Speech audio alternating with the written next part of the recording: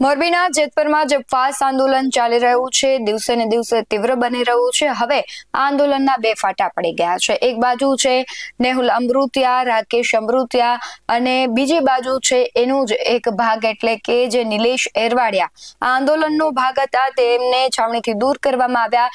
તેમણે એક નવી સેના છે તેની જાહેરાત કરી છે। પણ આ બધાની વચ્ચે ગઈકાલે એ પણ મહત્વનું રહ્યું કે રાકેશ અમૃતિયા છે તેમનો જે ખાણ ખનીજ વિભાગ છે તેમના ધંધા પર ત્રાટક્યું હતું અને ત્યારબાદ લઈને ઘણા ખુલાસાઓ થયા। રાકેશ અમૃતિયાએ ખુદે અમારી સાથે વાતચીતમાં ઘણા ખુલાસા કર્યા છે અને હવે છે રાકેશ અમૃતિયા બાદ ઉપવાસ છાવણીના જે પ્રવક્તા છે તે પણ ભડક્યા છે। નમસ્કાર, ગુજરાત BS9 TV ન્યૂઝમાં આપની સાથે હું છું ભગવતી વિશાવડિયા। છેલ્લા ઘણા લાંબા સમયથી આપણે જોઈ રહ્યા છે કે ખેડૂતો છે ઉપવાસ આંદોલન કરી રહ્યા છે। મોરબીના જેતપુરમાં જે આંદોલન ચાલ્યું ત્યારબાદ હકાભા અને નિલેશ એરવાડિયાનો વિવાદ આવ્યો। આ વિવાદ બાદ છે નિલેશ એરવાડિયાને ઉપવાસ છાવણીથી દૂર કરવામાં આવ્યા હતા। તેમણે હવે નવી અલગ સેનાની જાહેરાત કરી છે અને આગામી દિવસોમાં તે મહાપંચાયત પણ યોજશે। પરંતુ રાકેશ અમૃતિયા છે તેમના ક્રશર પ્લાન્ટમાં સંયુક્ત રીતે ચેકિંગ હાથ ધરવામાં આવ્યું અને જે દરોડા પાડવામાં આવ્યા છે તેને લઈને આંદોલનકારી હવે ભડક્યા છે। ઉપવાસ આંદોલનના જે પ્રવક્તા છે તેમણે પણ નિવેદન આપ્યું છે। વૈભવ અમૃતિયાનું નિવેદન આપ્યું છે। શું કહી રહ્યા છે સાથે જ રાકેશ અમૃતિયાએ અમારી સાથે વાતચીતમાં શું ખુલાસો કર્યું તેના પર નજર કરીએ। જેતપુર ગામના પનોતા પુત્ર અને આંદોલનના સાથી એવા રાકેશભાઈ અમૃતિયાના કસર પ્લાન્ટમાં ખાણ ખનીજ વિભાગ અને PGVCL દ્વારા રેડ પાડવામાં આવી હતી। આ ઘટનાને ગુજરાત ઉપવાસ છાવણી સખત વખોડી કાઢે છે। જો આવી રીતે કોઈ આંદોલનકારીને દબાવવામાં આવશે તો ગુજરાતના તમામ ખેડૂતો તેમની સાથે છે।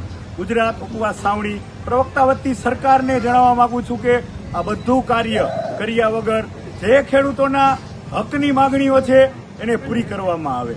જય જવાન, જય કિસાન। આજે તમારા ફેકલ્ટીમાં કંઈક તંત્ર દ્વારા તપાસ કરવામાં શું હતું? આજે તંત્ર દ્વારા ઉપરથી દીધેલ તંત્ર ખાણ ખનીજ વિભાગ એ લોકો આજે અમારે કેટલી રોયલ્ટી કેટલો માલ બધી તપાસ કરવા આવ્યા, બધું ચેક કર્યું। છતાંય એને ખબર છે અમારે કાયમીના માટે અમે રોયલ્ટી એડવાન્સ પૈસા ભરી એને ખબર છે। અને જ્યારે રાજકોટ જિલ્લો હતો ત્યારે મારા એડવાન્સ $2 લાખ રૂપિયા હું એડવાન્સ ભરું પછી રોડ છતાંય સરકારના તંત્રે મારે 2 કલાક પડી રહી રોયલ્ટી નીકળતી નથી અને છતાંય તપાસ કરવા આવે તો જે કરવું એ તપાસ જે હજી કરવું કરે, પૂર હોય તો પૂરી દે અને હવે કોઈના બાપની તાકાત નથી કે અમે પાછા વરવાના હી। તમારે જેવું દબાણ દો, પૂરવા પૂરી દો, જે કરવું હોય। હવે અમે કોઈથી દબાવતા નથી ને અમે સાચી રીતે ધંધો કરી। અમે દેશ હાટું જો મરવા તૈયાર હોય તો અમે શું આ દેશમાં કોઈ દી અમે ખોટું કરવા દેશનું નથી માગતા। અને તમે ગામમાં તપાસ કરી લો, કોઈનું 500 રૂપિયા માગતો હોય, 500 ખોટું કર્યું તો મારી મિલકત દઈ દઈશ, મારી બાપની જમીને દઈ દઈશ। એક ગોપી આવો અને ખોટી રીતે હાલવું નથી ને હાલવાને અને તમારે જેને મોકલજો। તમામને જે તમારાથી દબાણ થાય ને એટલું કરજો। જે તમારામાં તાકાત જેટલી સહન શક્તિ છે ને એટલી એથી જાજી તમારે પછી સહન શક્તિ રાખવી પડશે। તમારું શું માનવું છે કમેન્ટમાં જરૂરથી જણાવજો। બાકી આવા જ વધુ અહેવાલો સાથે ફરી મળતા રહીશું। તમે અમારી YouTube ચેનલને સબસ્ક્રાઇબ કરવાનું અને Facebook અને Instagram પર ફોલો કરવાનું ભૂલશો નહીં। બાકી નવી અપડેટ્સ મેળવવા માટે આપ જોતા રહો BS9 TV ન્યૂઝ। નમસ્કાર।